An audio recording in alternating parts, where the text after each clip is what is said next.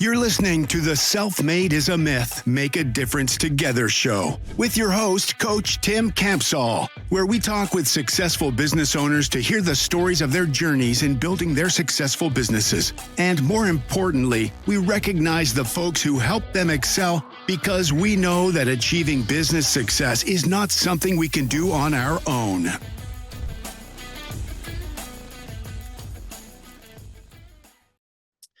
Hello, everyone. This is Coach Tim Campsall, and I'm excited to have a fellow business owner with us today. Something unique about my guest is he is a private pilot. In his downtime, he likes hanging out with his family, and he's most proud of the amount of growth that team members have achieved over the years. It's my pleasure to welcome Brad to the show today. Hi, Brad. Hey, morning, Tim. Good to be here. Well, hey, let's start with having you introduce yourself. Tell us your name and a little bit of your personal story.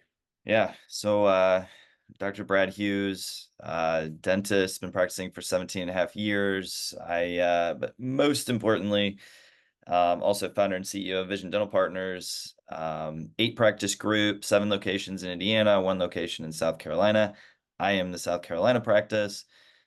For reasons that I'm sure we'll probably dive into here a little bit. But so 8 practice, 8-figure group. We've got gosh, I don't know how many team members we have anymore. It's growing by the week, so I've lost track. But entrepreneurship's really my passion. Really do enjoy dentistry, but entrepreneurship for me and team growth and people growth is really where it's at. Fantastic. Tell us a little bit of your about your family and where you were born and hobbies. Yeah. So interestingly enough, I was born in Speedway, Indiana, about 3 blocks from the greatest spectacle on earth. A little tiny house when my dad was a 4th-year dental student and had about $8 to his name. So my parents lived there. We moved to Fort Wayne, Indiana, where I grew up then very shortly after my dad graduated from dental school. And So lived 37 years in Indiana. We've been down in South Carolina for about 7. So that's why 7 of our locations are up there, as that's kind of the area that all of this was founded and started. And great people, loved the Midwest. Gosh, I got married a number of years ago. Let's see now, it's been a little over 6 years ago. We've got twin 5-year-old daughters who are healthy, happy, crazy, but an absolute blast. Wonderful. And what do you like to do for fun? Yeah, so between work and little, twins running around, used to play a ton of golf, do a little bit less of that, still fly a little bit. I've been a private pilot for 12 years, still love the aviation world. I'm so fascinated by it. It's such a cool community of people. I'm always fascinated in the aviation world, how everybody's got really cool stories and just so willing to coach and teach and Hmm.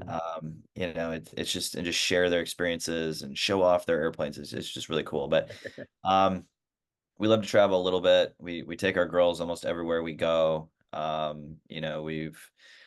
We've got a condo in Miami that we rent, so we hop, skip, and jump down there every now and again. Just it's kind of our peace. It's beach, pool, walk everywhere.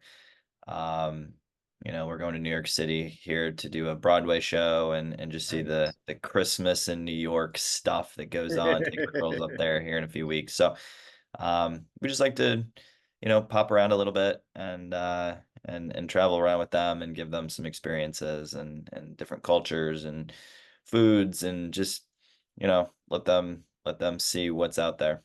Fantastic. Is there a funny story, Brad, that your family likes to tell about you that you'd be willing to share? Goodness. I a funny story.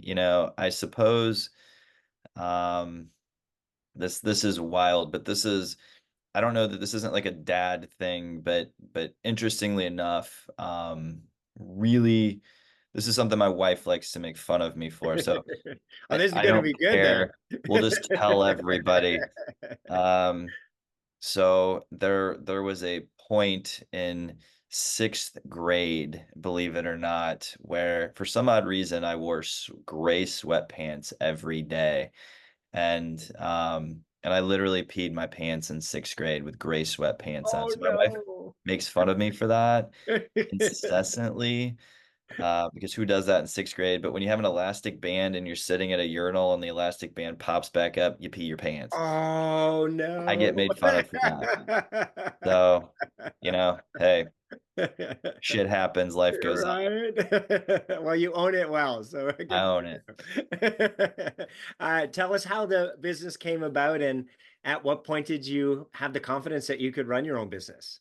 Yeah. I think early on, I mean, I started in practice, graduated from dental school in 2007.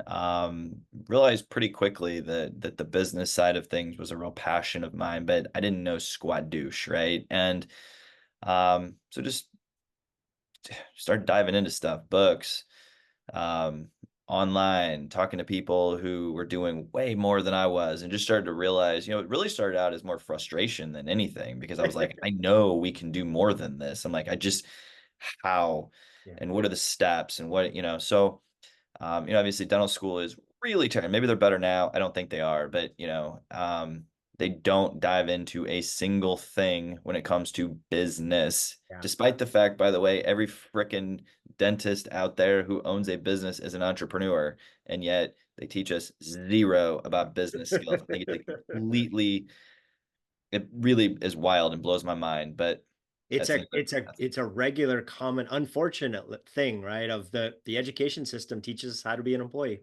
they That's teach you how to be an employee. It is wild. And I think in a certain way, the way dentistry is rolling up and the way that there's so much consolidation, I actually think that model probably works a little better now than it did then. right. Um, just because I think that's where you just look at, I mean, most dentists, I don't know the statistics, but most dentists here within probably 10 years, or 5 years or 3 years, whatever, I'm sure will be part of a group or a larger DSO, more of an investor as opposed to just a straight, still entrepreneurial, but more investor doing this together, which is really where I'm at, is we're bringing other dentists in to become partners in the company. But, for me, it was just very early on. And it was really probably 2013 where I was like, I see where this space is going.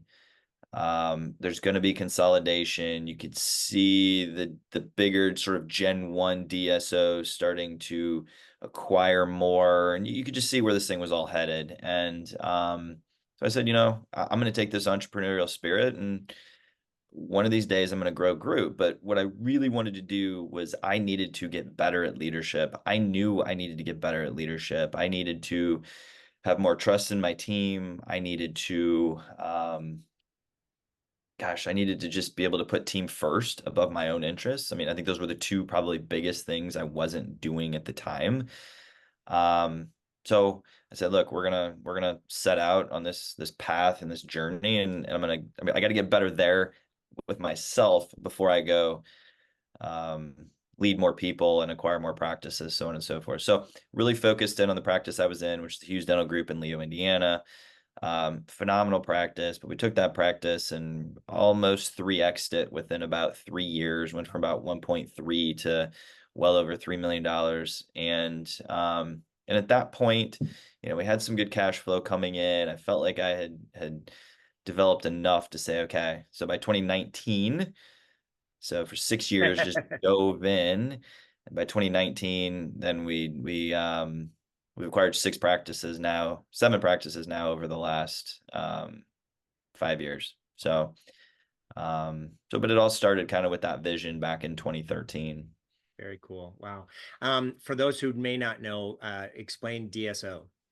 Yeah, so a dental support organization. So there's kind of two ways to look at it. Like there's, the group space, then there's traditional sort of Gen 1 DSOs. So a DSO being a dental support organization where you've got a management company that runs the operations, your payroll, accounting, legal, um, the hiring, the firing, all the HR stuff, Mhm. just anything business related. So Your Gen 1s would be like Heartland, Aspen, the big names that everybody sort of knows. But then there's a lot of us out there in the group space. While we operate as a DSO, we're kind of considered more, we like to call ourselves more of a group than a DSO, but we're doing the same damn thing. Sure.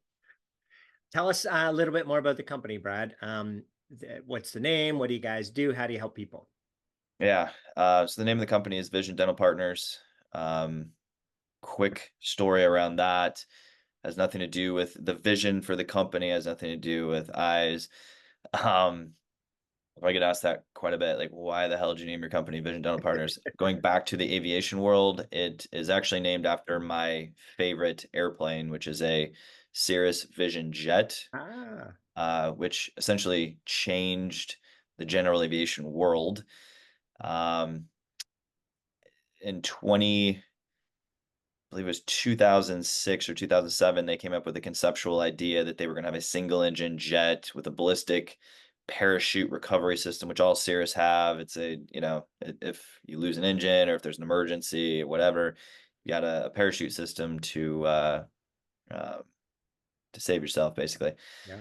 Um, so they went on a 10-year journey to make this thing, Wow. to take this from conceptual idea to FAA certification. And the journey that they had to go through to make that happen along the way was just incredible. Um, the amount of things they had to overcome, I mean, just about literally basically running out of money, the regulations, the this, that, and the other. They had a ton of people who all shared the same core values, the same mission, the same vision, and they made it happen. And I just happened to fall in love with the design of the airplane, the everything about this thing, the technology, the avionics. And the first time I flew in one was 2018, early 2018, fell in love with this thing and said, you know what? It's not about the actual airplane. It's about the journey that they Uh, took to go from yeah. written on a napkin to make it happen. And they are now the second most delivered general aviation airplane in the world. Wow. And I love what that company had to do to make that thing happen. I said, you know what? I'm going to name my company after this thing Awesome. because I think it just symbolizes what it takes. Yeah. Very cool. That's So awesome. we, for our doctors, for our teams, we're very much in the growth space. We want to, at a single practice level, team members tend to hit their head on a ceiling very quickly. If you're working at the front desk, if you're a hygienist, an assistant, even a doctor to a certain extent, you're going to hit your head on that ceiling. Mm. So, in the group space, we're offering fairly unlimited opportunity. Um, for growth. And, with growth comes financial opportunity, it comes title, responsibility, yada, yada, yada. Um, but from a management level, again, going back to what a DSO does, we're running all the accounting, we're running operations, we're doing all RCM, um, we've got certain legal structure. We're just managing these 8 practices so the doctors can come in, the hygienists can come in as providers, take care of patients at a very high level, and then go home and not have to worry about the rest of this stuff. They're not having to recruit. They're not having to, Mm. they're not having to worry about doing reviews. They're not, Right. we do all of that. And then I still work and practice 4 days a week. Fantastic. I love the background. That's a very cool story. Hey, Brad, how about a story where someone pushed you or inspired you that you could do it, even though maybe you weren't sure that you could, and the impact that that person had on you? Yeah, I think, um, I would say there were probably two.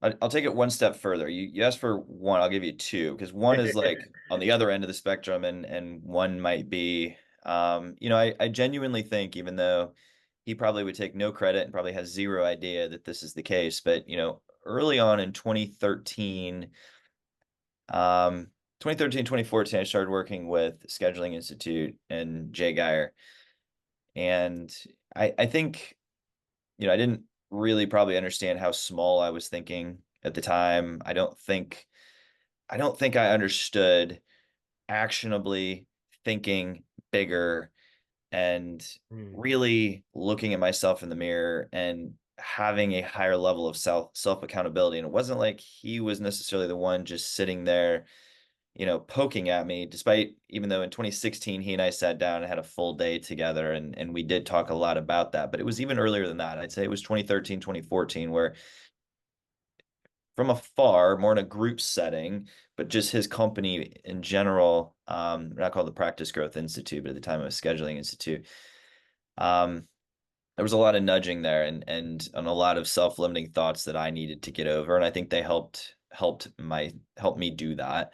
Yeah. But just made me aware of it. I don't even think I was completely aware of it. And so, number one, I had to be aware of it to be able to now take the steps to get the hell over it and go push forward. And Yeah.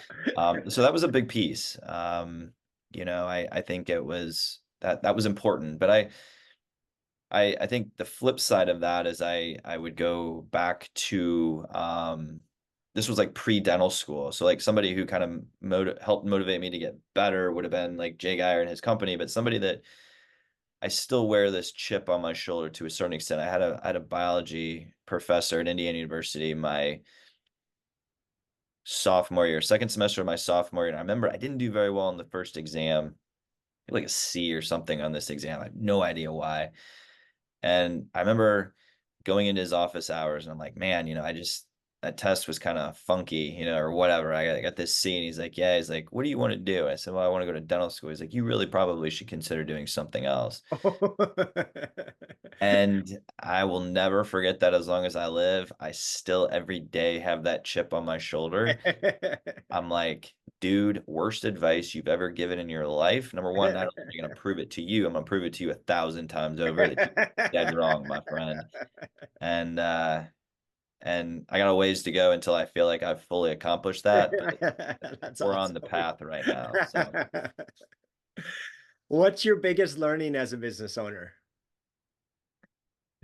gosh, people. I just don't think you can ever learn enough about people. I am. It is.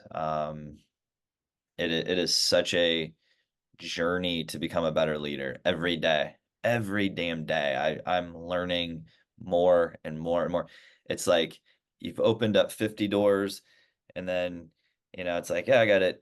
I'm a little bit decent at this. And then 12 more doors appear and you're like, ah, like, Yeah. this is crazy. So, the leadership piece is, I will never get to where I probably am trying, but I'm a lot better than I used to be. But just going back to trusting people, uh, trusting team, giving them great, guardrails to kind of do their job and set those guardrails and just let them go. I don't micromanage a lot. So I'm getting a lot better at that trust piece. But leadership, it is just, having incredible empathy for people. People have things going on in their lives that, we try to give them in our practices, um, a space to come in, and, you're never going to leave it at the door, but come in and be able to just work hard, feel good about that, no matter what's going on outside of the office. And just having support, whether that's from a management team level, or at the practice level, just whatever they need.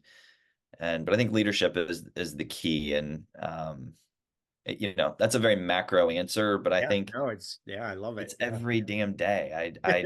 I'm literally learning something every single day when it comes to leadership. And that's, I need to continue down that path and that journey, and just continue to get better and better and better.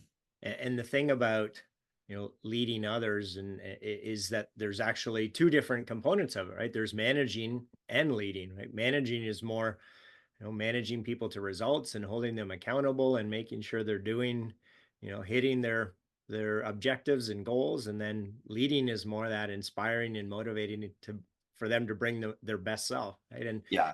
And both have different skill sets and different challenges. And as the owner, it's like, okay, I gotta do both of those, or I have to have team members that do both of those. And when do I lead versus when do I manage? And Yep. And I think sometimes leadership takes on a bit. I think the word leadership has gotten a little a little soft over the last few years. Like leadership is, everything that you read on, not everything, but a lot of things that you read on LinkedIn or social media or whatever, it's about, servant leadership and it's more about listening that, but it's like, yes, but leaders still need to get results. Yeah, Leaders still need to go execute. Leaders still need to hold people accountable. They still need to be self-accountable. yeah, And when those things disappear, you're not really leading. You've become a cheerleader. yeah, And I don't think leadership is cheerleading. I think it's really hard. yeah, Um, so yeah. to your point, there are times where it has to just be inspirational and there is more of that. And then there's the piece where it's get results and it's help others grow so that they can get the results they're looking to get. And when you can do that, I Yes. think you're doing a pretty damn good job. That's why I was intentional with inserting the word management along with leadership, because I think, to your point, as a culture, we've drifted away from the management word because of the fear of micromanaging. Right? And Yeah. so now there is more of a focus on don't micromanage, so just lead, right? Just inspire and motivate and cheerlead. Right? But it's like, no, we still have to manage. And unfortunately, right, we've drifted away from it. One of the things we say, to the micromanagement term is every new employee must be micromanaged until they know what they're doing and deliver results. So we Yeah. just say get rid of the word micro because it's got a bad connotation, right? So every employee needs to be managed to results. And as they get better, you have to manage less, but you can't just expect a new person to come in and hit the ground running if they're not being managed. 100%. Couldn't say it better myself. That piece has to be there. Otherwise, otherwise you're really doing a complete disservice to whoever you're trying to lead. I mean, it's just the reality of it. And that's what makes leadership so hard, is that Yep. it's not just a one size fits all. It's Yes. not, you can't be the same for John as you are with Susie, and you can't, they need different things and they're at different levels they're at different chapters of their journey. And, it's very, very hard. And, some people need a little more of that. And Yeah. I don't mean that in a bad way, but they need that. Like, I need that from people who lead me. I need some of that, like, fired up, that energy. I mean, when you look at our core values, action, will to win, bring the fire, close the gap. I mean, there's a reason that bring the fire is one of our Mm, core values, like energy, yeah. some fire, some oomph. I mean, Kobe Bryant, Michael Jordan, and Tiger Woods weren't great because they were just stoic every day. Right. It's like that ain't the case. Yeah. So yeah, it's tough, but I think that I love it. It's very hard, but being at the top of my organization, like at the end of the day, the buck stops with me no matter Yes, what it is. absolutely. Yeah. Hey, Brad, we know that business success doesn't happen in isolation. So tell us about a challenge that you've had over the years and someone who came alongside you and helped you through that. Yeah. Phenomenal story. So um back in 2013, spring of 2013, found out that one of my front desk team members was what's the best way to put it? Stealing cash from my front desk. Oh, And it was somebody that I had trusted, yada yada yeah, yada. I didn't have good systems in place for end of day close out. Like, sure. my fault. I didn't tell her to take the money, but ultimately it's Yeah. my fault. I didn't have good systems. We now have phenomenal systems around this. I bet. Um, live and learn. So um, Mikkel, who is now my director of operations, Mikkel Butler, she actually started working with me. I knew her. She was a dentist. She was an orthodontic assistant. She had open heart surgery in spring. I believe it was like March of 2013. All of this went down around the same time. She was in her late 30s, I believe, at the time, and mid to late 30s at the time. And um, 6 weeks after she had open heart surgery, she's like, "Your front desk needs help. I'm gonna come work your front desk." Oh, And I'm like, wow. "No, you're not. Like, what are you talking about? Like, you're." She's like, "No." I'm going to work as much as I can. It's going to be part-time initially. I'll come in for like 3, 4 hours a day. I Wow. was like, okay, your call. Like she's like, I don't want to go into ortho assisting. She's like, I know, you know, this is what you need. Okay, do Wow. it. So she came in, and within a month, she had completely built out different systems. She had completely revamped my front desk. Um, and at that point, I mean, that was a big piece. When I say we went from a $1.3 million practice to well over $3 million within a short amount of time, she was an incredibly large part of that. Wow. Um, and is now the director of operations for an 8 practice, 8-figure company. So and she's wildly instrumental with everything that we do. And this is somebody that I'll never forget. Gosh,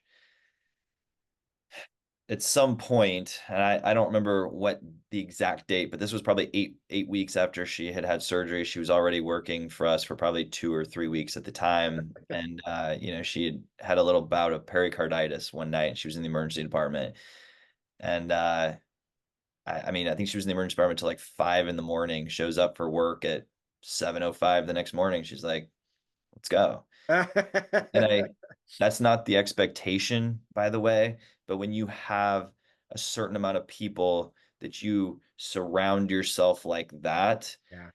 that is how this thing works. And she has proven to be that person 1,000 times Wow. more. There's been 1,000 more examples than just that. But we've got a lot of people in this company that are just like that. I love it. I love the way that that example ties into your culture and obviously, right, everybody's walking the talk. It's not just this thing that's printed and shoved into the onboarding binder, right, or the employee Yep. handbook, but it sounds like you guys are being real to it every day. Every day.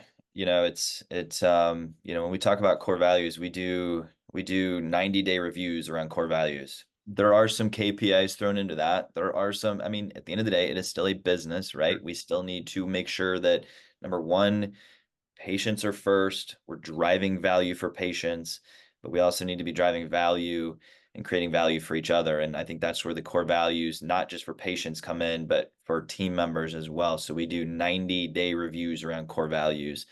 And that is a steadfast that we are not going to change anytime soon. I love it.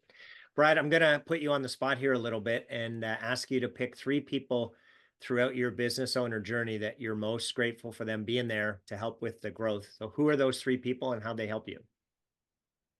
I'd say number one, probably my dad. Mhm. He in 2007, when I came out of dental school, it was a practice that I joined that he had started in 1980. Um, he's just a great dude. I mean, he Mm. had a phenomenal practice. He'd built phenomenal relationships with patients that honestly, there were a lot of patients that he saw in 1984 that still come in that practice in 2024. Wow. Um, and I think that's just a testament to, his ability to be relational, to create a ton of value for his patients, for the community. Um, I've learned a lot. He may not be the dude that loves the business operations side of things, but he's a dude that has built phenomenal relationships, and I've learned a lot, from him in that regard. We worked together for a short amount of time there, and um, I think that was pretty instrumental. Number two, I would say, probably Mikkel. Just going back to the story, I think that, she's always believed in me and my vision, and, through good and bad and everything in between, she's kind of a ray of sunshine that continues to push everybody forward, push herself forward. Um, you Mm. know, it's she's been very instrumental in what we do. And I would say three. I would say my HR director, Jason Harris, who joined us a little over 3 years ago. It's been almost 3.5 years, and we've become, we're not just coworkers. We've become friends. But I think there's an element that there's an immense amount of trust. I think he's a really great guy. Um, he just puts in a massive amount of work. And, I think for anybody that, if anybody really understood the amount of work that he puts into what he does, and the seriousness and intentionality that he places on what he does, and really how much he just cares at the end of the day. I think, and it's just about the people in the company. Like, he just cares. Mm, And he's a pretty inspirational guy. that's cool. Awesome. Thank you for sharing. Hey, as you think about the next couple years, what's your number one priority or the biggest challenge that you need to overcome to achieve your goals? Yeah, I think, really two things. Number one, I think recruiting is a big thing. I think in any industry right now, recruitment Yeah. is something that everybody talks about. There's certainly in my, I'm probably fairly ignorant about what goes on outside of the world of dentistry, because this is where my real focus is at. But Sure. recruitment is a big piece. So we need to be able to just continue to build immense brand, show people who we are. And I Mhm. think when we show people who we are, the recruitment piece will take care of itself. Because I really do believe that we have a company and a great group of people that others will want to work with. Yeah. Um, and but that's a big piece. We need to get out there who we are. And Yeah. you say, well, what separates you from everybody else? Because there's a lot of dental groups and a lot of dental practices. It's just, for us, it really is just the brand. It's Mhm. it's who we are. We're not doing anything different than anybody else, but guess what? Nobody else is doing anything different than we are either. So it really just comes down to, no matter how much they want to say they're disrupting dentistry, they're not. We're all doing pretty much the same thing. So it just comes down to, who do you align with the most from a Yeah. core value standpoint? And we need to get out there who we are, and show that off to the world, and just be authentic around it. We don't have it all figured out, but nobody else does either. Sure. And Yeah. I think it's okay to really be authentic around that. And so the recruitment piece is one. And two, we're at a point now where we'd like to go do some more acquisitions and continue the external growth. And again, that piece is not, I'm not trying to go double in size in the next 12 months, but we would like to do 1 to 4 acquisitions a year, probably over the next few years. But again, going back to only looking to bring on practices and doctors in those practices that really align with us, and that we Right. align with them, because that's how that's going to be successful. And that's how we're going to be able to take Yeah.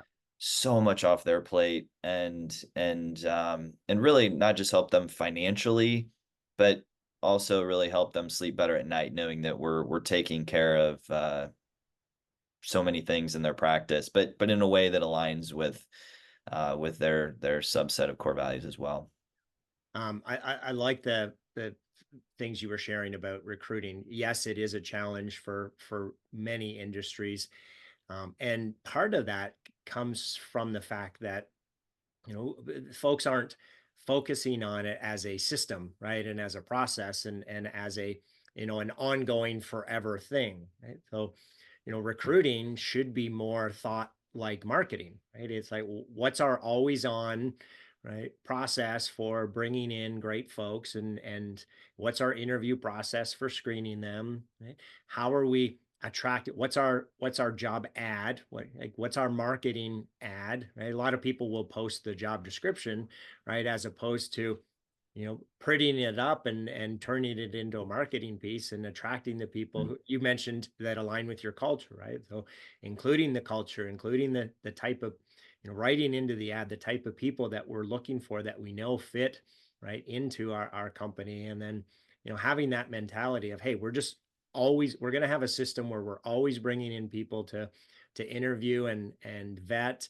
And if they don't fit our mold, that's okay, because we've got this system now, and we've systematized the recruiting process. Yep. Keyword there is attract. Hmm. Got to attract. Otherwise, it's just about money. Yes. Yep. And Exactly. Yep. it's no different than with patients. If it's just about money, they're gonna find it. They're always gonna find a cheaper dentist. Correct. And when there's a race to the bottom, nobody wins. And in recruiting, when there's just a race to the top, nobody wins. In fact, I would argue it almost is a detriment long term to the team member, because Yes. look, at a certain point, when you've got, I mean, margins in dentistry continue to shrink. Yep. There's a tipping point there, and this isn't necessarily the case for us, but I've seen this. We've had team members that we have brought into our company now who make a little bit less than they were their previous job because, I mean, they were the first ones that were going to be on the chopping block because it's not sustainable. And Yeah. so Yes. find the company you align with. Yeah. That is the most important. And when you do that, your growth will skyrocket. And when your growth skyrockets, financial money comes with that. Like, it's just the way the universe works. It's not just when all you're doing is trading time for money, so to speak, and it's sort of a commoditized thing, Yep. you're never gonna you're just gonna cap yourself. And Yeah. when it's just about value creation and aligning with core values, it's unlimited. I mean, I can't tell you, the sky is the limit with when you have that. That's why earlier I was so happy that how you talked about your values and your culture, because when we find people that align to our vision and our culture, that they're long-term fits and money becomes less important. Yes, it's still right, there's some level Important. of financial Mhm. um eh, level that they need, but Yes. people want to be part of something bigger than themselves. People want to know that they're making an impact in the world. So in our recruiting, our marketing ads, or our job ads, right? We need to communicate that and let people know that, hey, there is a different, better way, opportunity, right? If you don't like the grind that you're in today, right, come be part of our team, and here's what we're all about. And when you give it time, and it's not just a, I'll take a little bit more in this company and a little more at that company, and then a little bit more of this. When you give it time, you just there's so much more financial gain that will happen. Yep. I've seen it time and Yeah. time and time and time again, and yet there's a lack of patience. Yes. There's a Yes. lack of patience, Yeah. and I get it, but you gotta put your head down and you gotta go just do the stuff and create value day in, day out, week in, week out, month in, month out, year in, year out, and then you can look up, and at Yeah. that point, you'll go, "Oh, shit, I've got more money flowing into my bank account, way more than I had 3 years ago. Yeah. How'd that happen?" Yeah. Because it's just how it works. Yeah. And we say marketing is math, but I would say recruiting is math too, right? Like, we have to be okay with saying no, right, to people who are not quite that awesome fit, and realizing that, yes, we might be short, but if we wait another 2 or 3 weeks and refill the recruiting funnel and find the people that actually align to our culture, then that's where the magic happens. Important. Yeah. Last question here, Brad. Jim Rohn says we become the average of the 5 people that we spend the most time with. So, as you think about that quote, what advice do you have for business owners who aren't, don't have people in their circle, aren't reaching out to others, are trying to do it on their own? Don't. It's a lonely path if you do that. And there have been times I've tried that approach, and it is not a good way to approach it. Just go do whatever you have to do to find those 5 people or the 2 people or whatever. Um, it's incredibly important. I will, as an example, right now I'm in a program called Vive by Vayner, and it's an entrepreneurship program put on by Gary Vaynerchuk Mhm. and his company VaynerX, and James Orsini, Andrea Sullivan, all these amazing people with VaynerX, and we have a cohort of 12 in this entrepreneurial group, and it's their second cohort that they've ever done, and there's nobody else in the dental space. It's just an amazing group of people who are kind of like-minded, entrepreneurial minded, growth minded. They want to grow in every aspect of life, in wellness, in business, in personally, relationships, and we've been in this program now for about 6 weeks, Mhm. and it's a 4-month program, and we meet every week. We meet on Zoom on Fridays. We have, Vayner brings in these just amazing speakers for 1 to 2 hours every Friday. We've got an accountability partner in this group. Each one of us has been set up with an accountability partner. It's a phenomenal program, and these are just unbelievable people. And I don't sit there and talk to these guys every day, but you feel the pull to keep getting better, because you go, by the time we're done here, like, I need to tangibly show that I've done things to improve, because I need to put in the work. And so spend the money, put in the time, find programs, just get around people. And, I always want to be the dumbest, most broke person in the room if I can. Yeah. I need to be a little uncomfortable with whatever room I'm in. And if I'm not, I know that sounds cliche, but then you're not in the right room. Yeah. Absolutely. Any time that I feel like that's just not the room I want to be in. And so, like, this particular program for me, that's the exact reason I'm doing it. It's awesome. Way to go. Way to invest in yourself. Brad, sounds like you've been blessed with some incredible people in your journey. If they were all here on the show today, what would you want to say to them? Gosh, that'll get you emotional real quick. I just, they're amazing. They make me look good every day. And thank you. I love it. Brad, it's been a pleasure speaking with you today. Thanks so much for being on the show. No, this has been a lot of fun, Tim. I really appreciate it. Thanks for listening to the Self-Made is a Myth show. Please help spread this movement by liking and subscribing to our show and following us on Facebook and LinkedIn. To join our movement, go to bemadtogether.com. Okay, folks, that's a wrap. Please pay it forward and be sure to tune in next time to the Self-Made is a Myth podcast.